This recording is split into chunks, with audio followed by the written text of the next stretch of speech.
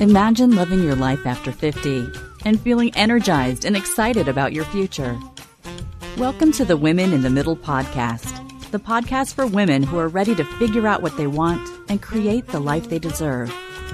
Here's your host and master certified life coach, Susie Rosenstein. Hey there, today's episode is all about how to sleep better in midlife. Let's go. Welcome back to the podcast Women in the Middle with over 1 million downloads and counting. I'm your host, Susie Rosenstein, your master certified coach and midlife clarity queen, and I am so glad to be here with you again. Now, I have a feeling the vast majority of listeners to this podcast will relate to my guest today. We are talking about sleep, and in midlife, it can be gruesome.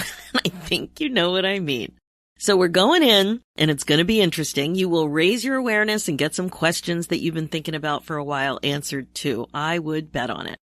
But just quick, I want to share something exciting and new with you. I know that in midlife, it's easy to get stuck and confused about your priorities and what the heck you really want to do with your valuable time on this planet. No small thing. You are really not alone when it comes to getting clear about what you want, what your passion is, what you want to make sure you don't have regrets about. So I came up with something new. Well, my thinking about this problem actually started out years ago in my first mastermind called 50 Unplugged, and also as part of the Women in the Middle Academy. I kept working on teaching the concepts and learning more and more about what would really help you. Then I packaged my insights into the Happiness and Success workshop, which you may have taken, and it was a live workshop that I had been teaching for over a year. And now there's been one more transformation that you're going to be excited about. I've morphed it into something that gives you results fast and easy. It's called the Get Unstuck Midlife Clarity Fast and Easy Masterclass. Here's the scoop. Life is too short to waste time feeling stuck in midlife. If you don't do something about your stuck state of affairs, nobody will. Now you can do this. Take this fun online midlife masterclass and get clear about your next chapter priorities without spin, confusion, and overwhelm in less than an hour. My amazing woman in the middle. Picture this. You snap your fingers. You're crystal clear about what your priorities are so that you can take the next steps. You finally feel free because you know how to move forward. You see that you have plenty of time to have more fun and meaning in your life. Boom. That's what I'm talking about. You can grab this masterclass and get unstuck about your priorities fast and easy on your own time in the comfort of your own home and without being live on screen. Like I said, it's fast and easy, way easier than you think. You can get clear about your next chapter priorities in less than an hour and celebrate the most clarity you've had about what you really want in life in decades. If you're listening in real time, the unbelievably affordable introductory pricing is on now. If you're tired of feeling stuck and bored with craving more happiness and excitement in your life because you don't know what you want, run, don't walk. You've got nothing to lose and clarity to gain, my friend.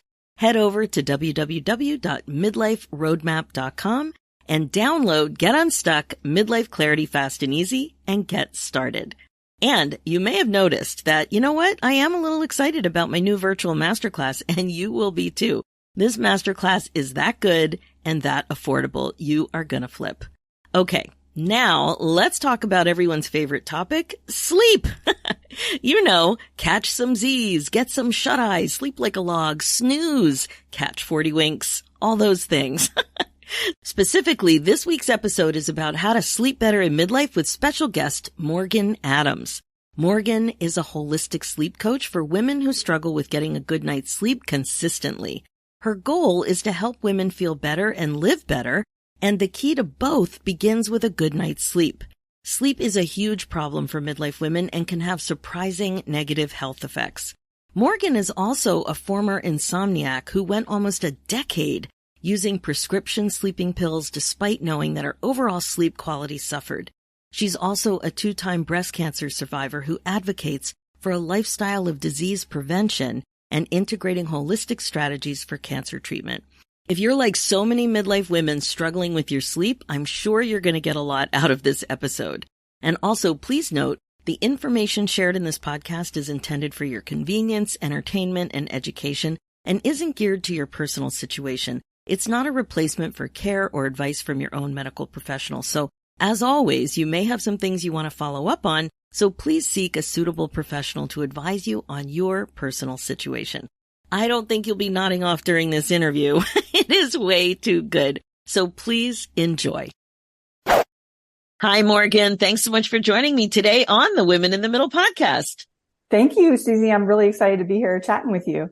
Me too. Like, first of all, you're in Virginia. You're an East Coast girl, which I love because I'm originally from Philadelphia. But the main reason you're here is your story's interesting and you're talking about, for many of us, sleep is the final frontier. So that's how it was with me, where you tick off all the other boxes and work on your health. And so many of us forget that sleep is a critical part of our health. So I can't wait to really go into that with you because I was very surprised by the whole thing. Yes. So let's get started with you talking a little bit about what was going on in your 40s. I love women's stories about how they end up doing what they're doing. So please take it away. Sure.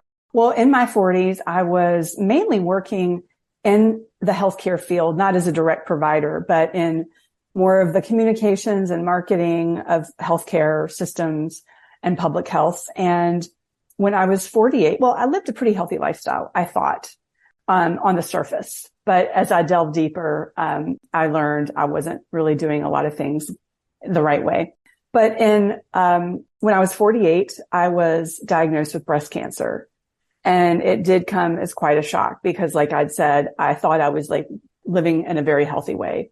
But as I began to go through my recovery process, I drastically changed my life as far as my health habits and cleaned up my life, essentially. And things were pretty good. And I would say probably, I had some struggles with insomnia in my earlier 40s, I would say. And I'd struggled with it for about 8 years. Wow. And yeah, it was a while. I took Ambien as a way to relieve the insomnia per my family doctor's recommendation. And eventually I did come to a point where I decided that I wanted to stop. And that was actually kind of a really enlightening moment. I met my now husband back then. He was my new boyfriend.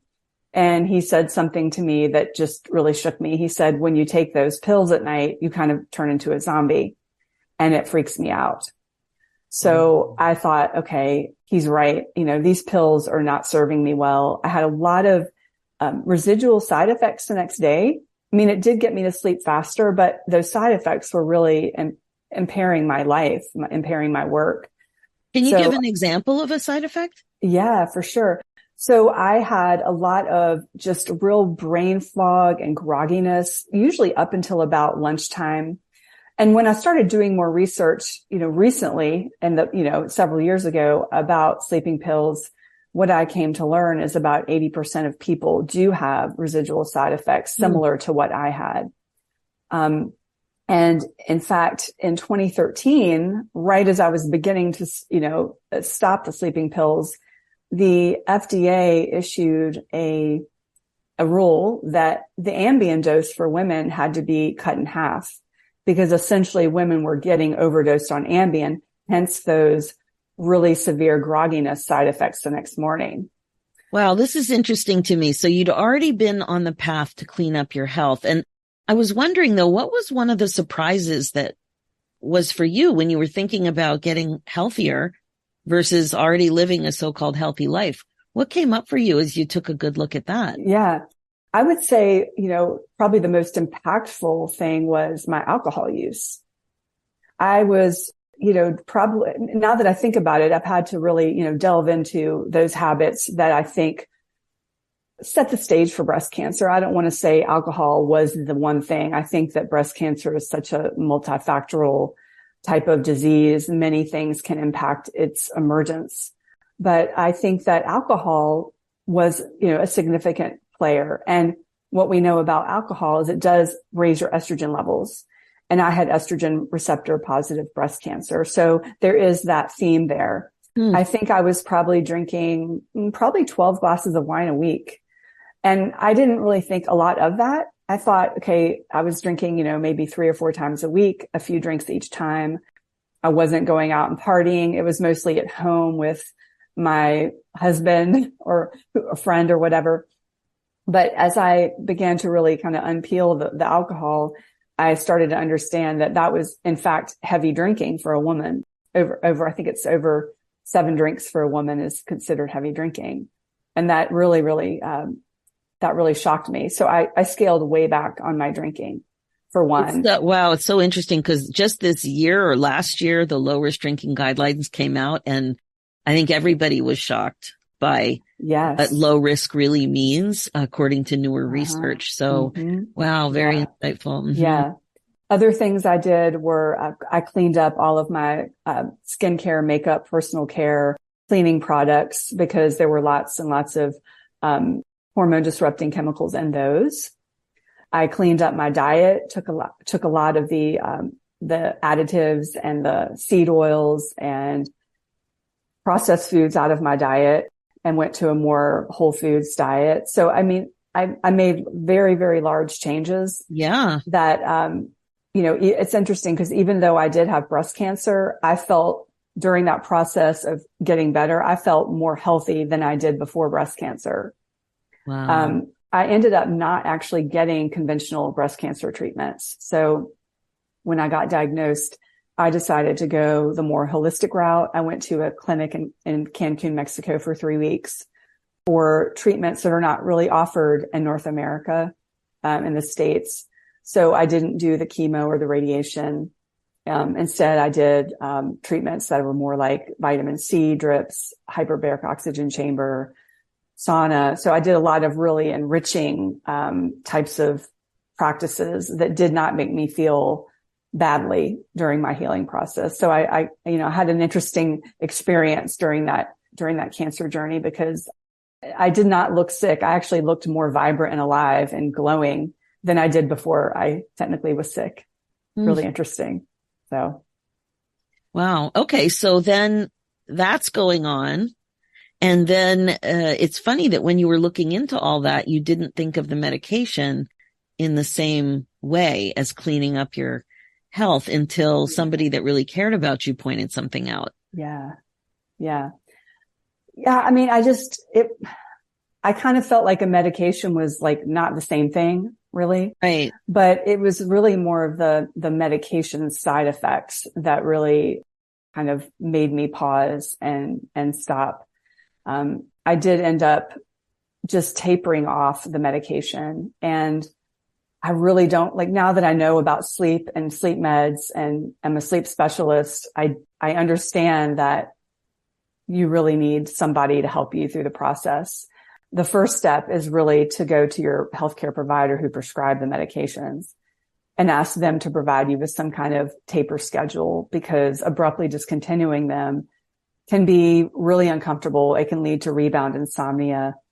And I think it also helps to have someone like a sleep coach alongside with you to give you the support. The sleep coach isn't the one deciding on the medication taper, but they're there helping you and helping you gain more confidence in your sleep so that you feel more comfortable going off the pills.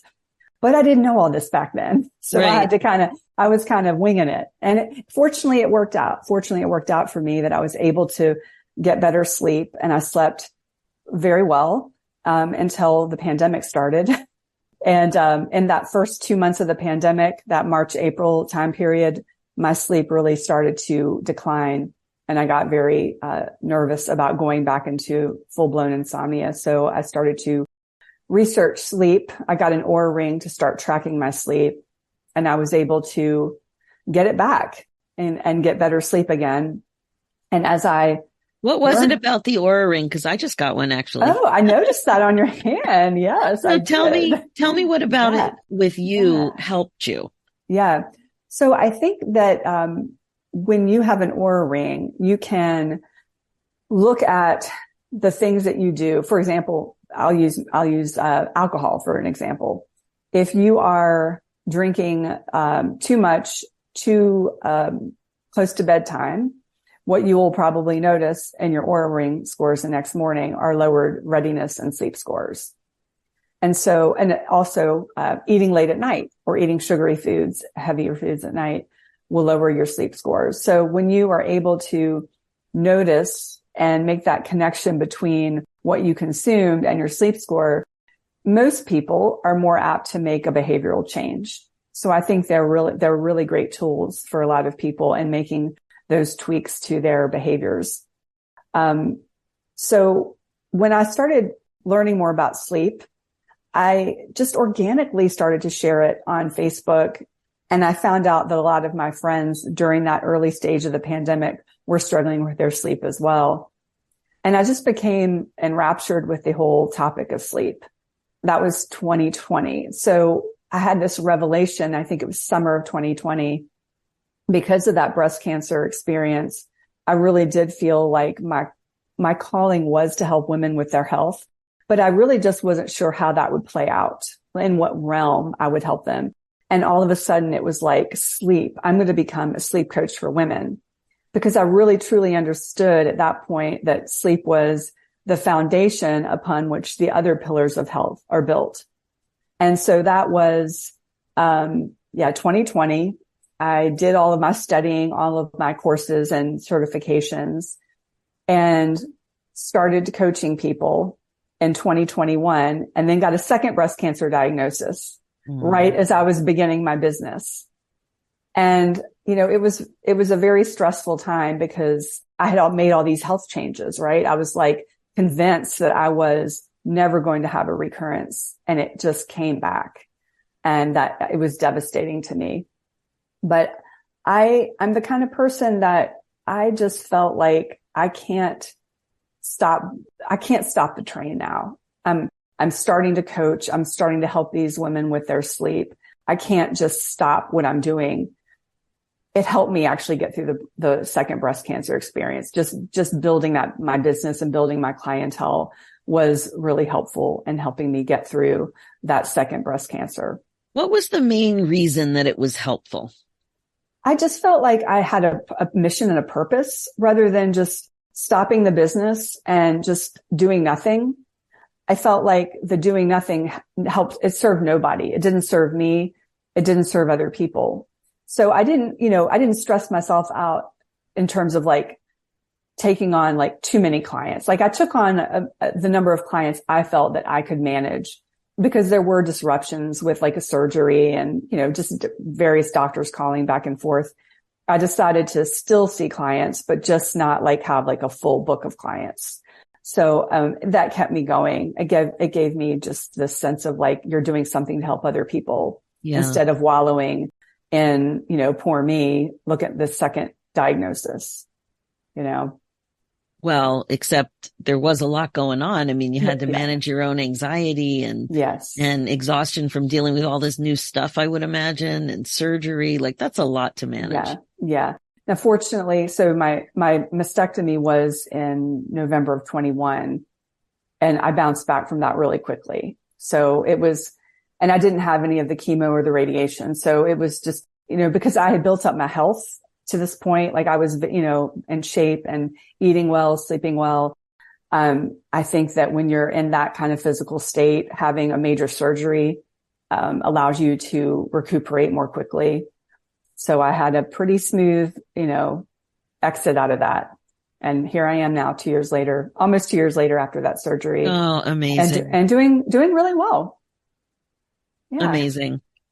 And I meant to ask you, when you, checked in with your friends and people that you knew, in early pandemic, you mentioned those first 2 months, and you discovered that a lot of women were having trouble sleeping. What was the main reason that you heard, for that? Yeah, I think it was the anxiety. And it was the same reason I was having trouble sleeping, is because there was, at that point in the pandemic, we were all being told to stay inside. You're going to step outside, you're going to get COVID. I mean, it was that like fear inducing. People didn't know what was going on with their work. Everyone was at home. There was just so many unknowns. Yeah. And so I think those unknowns created a lot of anxiety.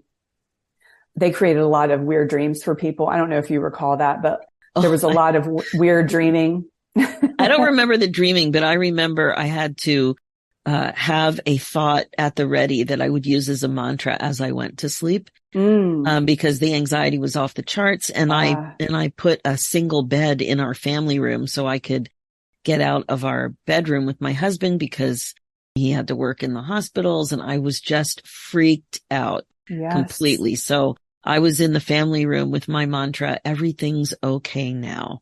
Everything's Beautiful. okay now. That's what really, really helped me. I'm so glad it did. I wish more people had been able to do that. Yeah, Terrible. there were lots of sleep disturbances. So yeah, what I saw mostly was the anxiety and the stress of what's going on, what's going to happen to us. Yeah. And I didn't have to deal with little kids, and I didn't need to leave my house to work. So I kept thinking about people who had to do that on top of everything else. Yeah. It was quite a time. I would imagine that there are going to be a lot of, papers written and published about what was going on with the pandemic and how it affected everybody's life worldwide. Oh, absolutely. I mean, from the studies that I've read and the things that I've seen and heard, it did impact people's sleep for the worse, mostly. Insomnia searches on Google went up.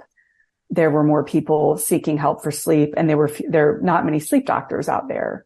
So, right. I mean, even today, there's just post-pandemic, we don't have enough sleep doctors to serve all the people with sleep issues. It's quite sad. Yeah, definitely. Another thing I really picked up on what you said, like you said in public health, before this. So you were drawn to work that was value-based in some way and helping. But you said that you really didn't feel like you were living with true purpose. Had you picked up on that before cancer? Yeah, I did. I didn't really feel like I had really true purpose, because the things that I was doing in public health were, it's ironic. It was breast cancer prevention. Oh, wow. Isn't that ironic? But I guess, not to delve off into a tangent about public health, but I didn't have a lot of power in my position. There was a lot of, bureaucracy, people above me giving me the stop on a lot of ideas. So I didn't feel like I had a lot of agency to do what I wanted with my job. And, I'm the kind of person who needs that ability to make my own decisions and to kind of carve my own path, which is why I do what I do now, not having a boss. So yeah, I mean, I feel like truly now for the first time in my life, I feel like I do have a purpose and a mission that I feel excited to wake up to every morning. I just remember the mornings when I would wake up and, just dread going to work. It was just like, I'd have to just drag myself out of bed. And now I'm like pretty happy most mornings to get up and start working. Oh my gosh. I love hearing that. I also, my professional career is in public health and health education as well. And I remember, also starting to make decisions as an entrepreneur and just realizing I could just make a decision and something would happen and I would either, succeed or fail, and it was okay. Yeah. Like I would just have to deal with it. And it was scary not to have a team of people to consult with and whatever. So, you end up building a team of trusted colleagues and you hire the help that you need. And yeah, but I do remember that, when you're creative and when you're an entrepreneur at heart, definitely some structures of some organizations are more challenging than others. Absolutely. Yeah. I mean, I feel like when you're an entrepreneur, it can be a very scary thing, but the mistakes you make, you can pivot so quickly. You can make a change and course correct a lot more quickly than if you're with a big organization and a lot of things have, gone awry. Definitely. Absolutely. Okay. So you dove in pretty quickly, even though breast cancer and being a breast cancer survivor, both of those phases were part of what was going on for you as you launched your business. That's a lot of other stuff. And still you got so much, pleasure and inspiration and, all those positive emotions from diving in and helping other women, with sleep, which is so good. So let's talk about sleep and tell me a little bit about what your ideal client, what your normal everyday, I guess majority of your clients, what are they dealing with? Why are they coming to you? Yeah. So my clients tend to be women in midlife. they tend to be fairly high performers with multiple responsibilities with their family and their jobs. And the common theme seems to be a lot of stress and anxiety that they're dealing with that is attached to their insomnia. So I have a multitude of tools in my toolkit that I use when I'm helping women with insomnia. But one that I've really been leaning on lately and that seems to be working quite well is mindfulness tools. So, meditation, breath work, a variety of mindfulness tools that they can use, I think has been very helpful in helping manage that stress and anxiety, because it seems to be quite pervasive among midlife women, because, I call this the sandwich generation. Absolutely. In your 40s and 50s, you may have younger children at home. You may have older parents who need help and rides to the doctor or whatnot. And you're also juggling a very busy, demanding career. So, and then where do you take, a lot of women sacrifice their own self-care in lieu of helping all these other people out. Yep. That's exactly what happens. I have another podcast that's, it focuses on women in the middle who are also entrepreneurs. And I'm asking specific questions about how they're doing it, because these things aren't the exception. They're the rule. Yes. They're the rule. And the stats about how women shoulder this responsibility, so much more than men. It's not that men never do it, and I don't have the stat top of mind, but it's the majority.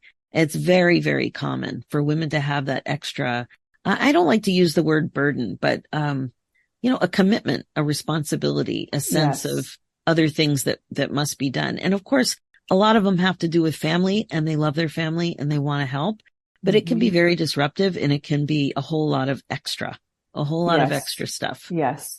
Yeah. And what I also find with a lot of women is that they will be in that go mode all day. And then at night, that's when they use their time for catching up on social media or watching Netflix. And there's a new term for this. I don't know how new it is, a few years old, but it's called revenge bedtime procrastination. I never heard it, and it's perfect.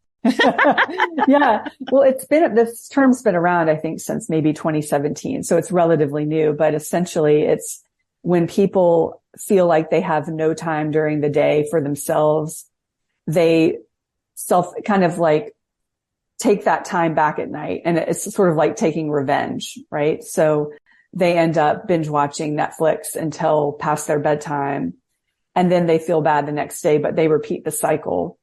So I see quite a bit of that with people right now, especially women, because they're tending to other people all day. So they want time in their day to do the things that they want to do. And the only time is at night when they should be really sleeping.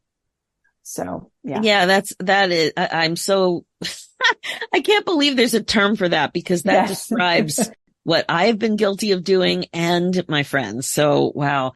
The other thing I wanted to ask you, if you could just define insomnia. I don't want to make an assumption that we're all talking about the same thing. Yeah. Yeah. It's a good point. And the technical definition of insomnia is having trouble falling asleep, staying asleep, or waking up too early, at least 3 days a week for 3 months or more. That's chronic insomnia.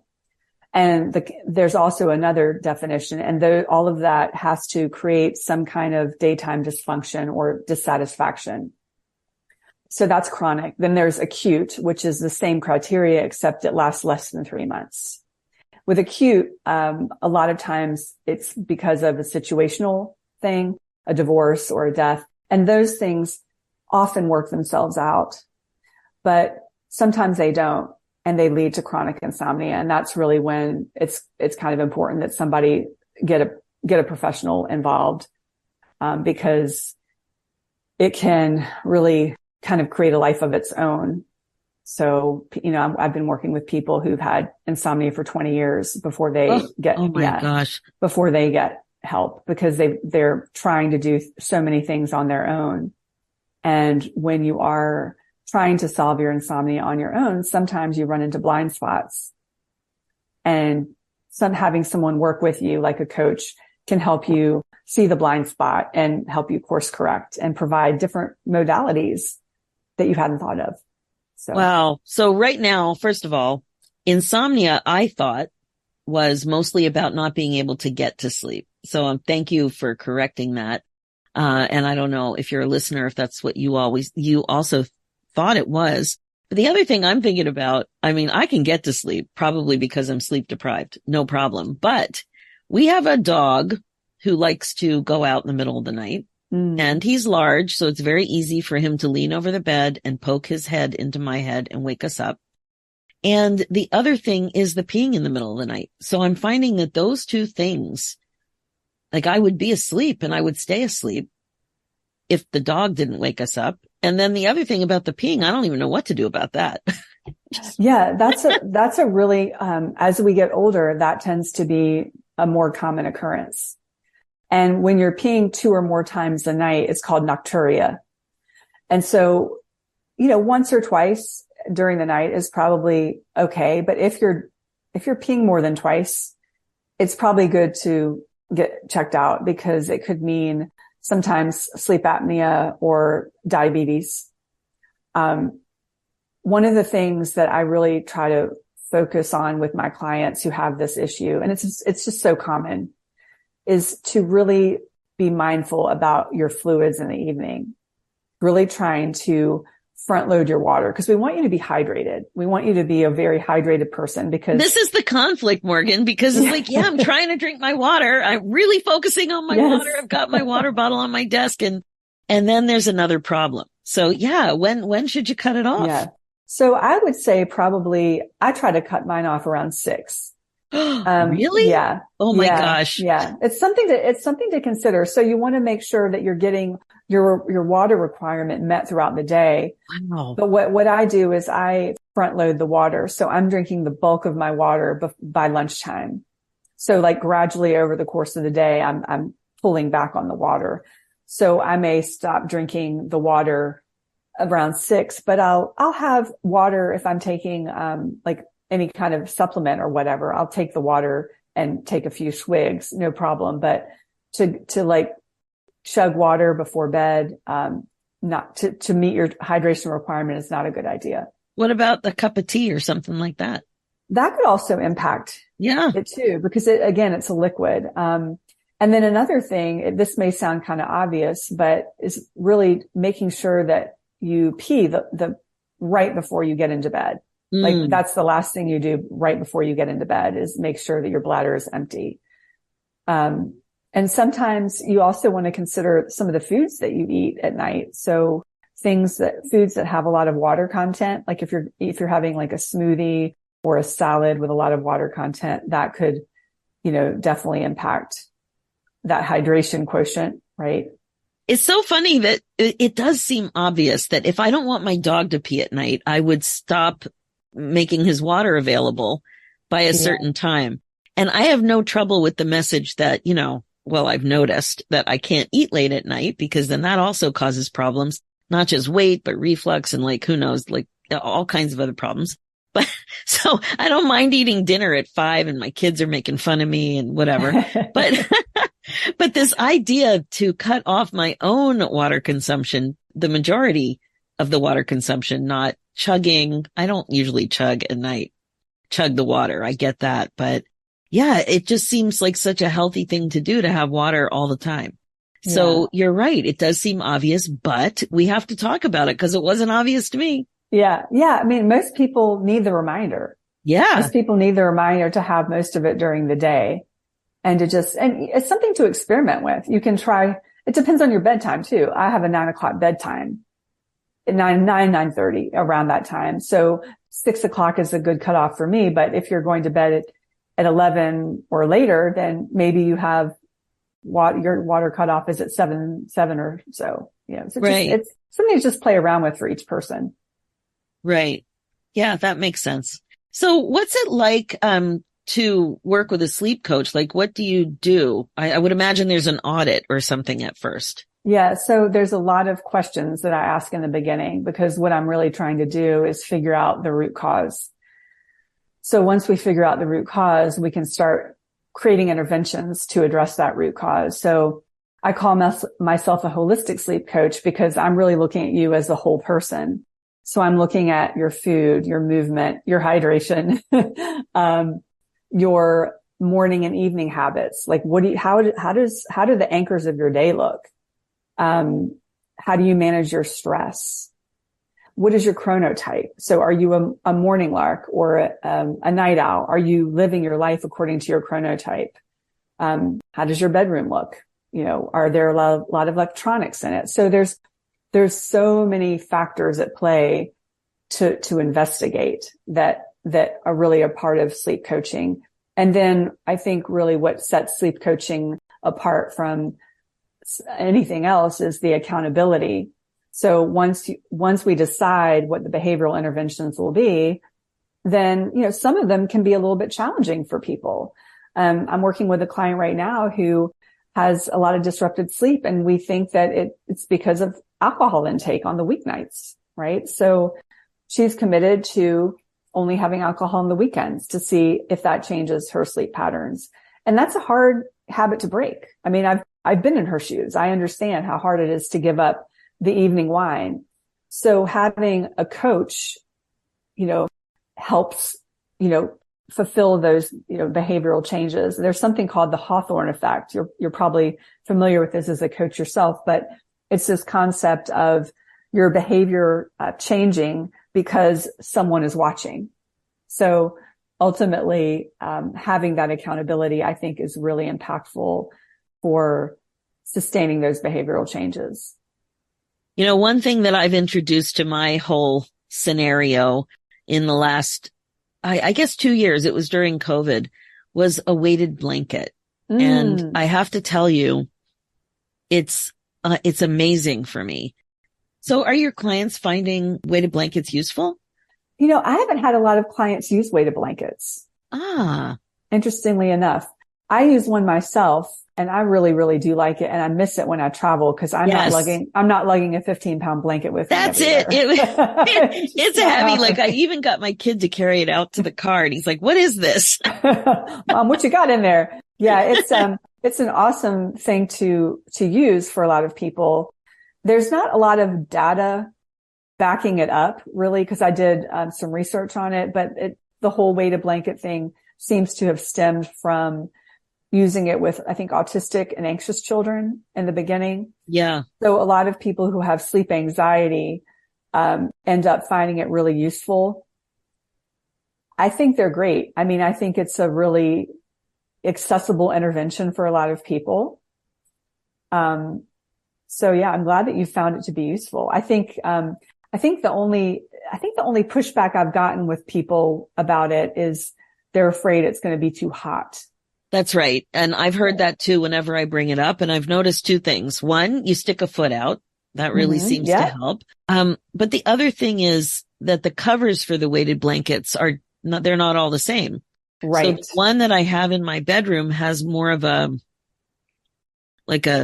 fabric with like a velour, not velour, but some kind of I don't know the words for fabrics, but I don't know. Yeah. I know exactly what you're talking about. It's like more blankety, but thin. Yes. Uh-huh. And then the one that I have that I actually like better has more of a sheet type fabric. Mm-hmm. And even though I put it on top of the bedding, that seems to make a difference somehow. Yeah. But yeah, they are heavy. And I don't know. I mean, back in the day, we had a golden retriever years ago who freaked out over thunder, and we got the thunder shirt. It was I think that's what it was called, which was basically a weighted blanket that was clothing. It wasn't weighted, but it was tight. It gave that security, same kind of concept. So anyway, for me, it was surprisingly effective. I love it. Yeah. I did hear, evolutionary speaking. I mixed up the word. Evolutionarily speaking. Yeah. It's a big tongue twister. But what I heard was that, when we were in our, prior years, ancestral, we would sleep with like an animal skin, like a heavy animal skin on us. That could be a reaction to, a weighted blanket could be tied back to that feeling of comfort that we get from that very, very heavy animal skin on us. Interesting. Yeah, I did hear that as a reason why some of us like that. It does make sense. I'm glad it's not an actual animal skin. Yeah. Well, I'm glad you figured it out and it's helping you. That's wonderful. You can use it strategically. And then there's also, the possibility of using it before bed, like as you're sitting there reading or watching TV as a way to unwind. That's another use for it. That's a great idea. That's what you see in the ads. You see people snuggling up on a couch. Yes. With them as well. Yeah. We lost our air conditioning a couple weeks ago and that weighted blanket came off my bed very quickly. Yeah. Because I was like, I don't need, I was sleeping only with a sheet on me. That's how hot it was. I was like, this weighted blanket's awesome, but it's going to go until this AC is repaired. Yeah, I would imagine. Yeah. So Morgan, how can people get a hold of you? This information I can see can be very, very useful. Yeah. So my website is morganadamswellness.com. On my website, you will find the opportunity to have a 20-minute sleep clarity call that is completely complimentary. And it's a way for you to share some of your sleep challenges and for me to help give you some clarity on what might be causing them and a couple of next steps on how to resolve them. So I love talking about sleep. If anyone wants to schedule something with me, I love to chat about it. It's so great when you love your work because clearly, you've already given me something to think about, which is awesome. But clearly we need to really think more about sleep. And I guess the one thing I forgot to ask you is, why is sleep such a big deal? You said it was because it supports the pillars of health, but what are some things that are really affected by excellent sleep? Yeah, there is really nothing that good sleep does not affect, but some of the things are a better brain health. It helps us fight infection, chronic disease. It helps memory regulation, emotional regulation, blood sugar balance, hormone balance. I mean, and another thing that people don't talk about enough is it helps us become more empathetic and generous. They've even done studies showing that when people were sleep deprived, they were less likely to help out a stranger or to donate to a charity. So, I mean, I think that we can all relate to the fact that if we've really had a crummy night of sleep, we tend to be a little cranky the next day. We might not be as kind to our friends or our family members. So I think that that's a part of sleep that we don't talk about enough. It's just, it smooths over social relationships when you're getting the good sleep. So it affects everything. Wow. I know you can't see me on Zoom, but I mean, you can, but listen, and I'm just like, wow. Like, yeah, that is really amazing. And right. Less crankiness is more fun for everybody. Exactly. Exactly. Amazing. Well, Morgan, thank you so much for coming on and sharing all of your expertise. Your story was fascinating. I'm so glad you're doing well.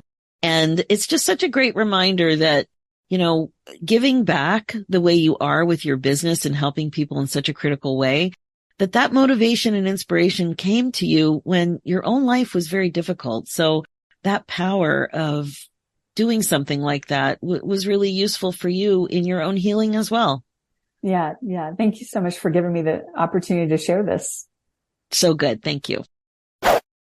That's it for this episode. As you know, this podcast is all about how to love your life again after 50. It's really all about coaching you to be more intentional and to incorporate mindfulness into your life as a regular practice. This is how you put yourself on your agenda. My focus as your midlife coach is to help you get unstuck, clear, and focused on your current values and priorities so you don't have regrets. I can help you create the freedom and meaning that you're looking for. And I would love to be able to help you get unstuck and be happier and more fulfilled than ever before. So go ahead and book your momentum call at www.womeninthemiddleacademy.com and we will chat. Remember, you're also invited to purchase my new masterclass, Get Unstuck, Midlife Clarity Fast and Easy, where you can get clear about your next chapter priorities without spin, confusion, and overwhelm in less than an hour. Head over to www.midliferoadmap.com. And finally, for show notes and links, head over to www.susierosenstein.com and click the podcast tab and look for episode 361. You'll also see links there for the new show, Women in the Middle Entrepreneurs. Thanks so much for listening. It's time for you to put yourself first, one thought at a time. I'm Susie Rosenstein, and I'll talk to you next week.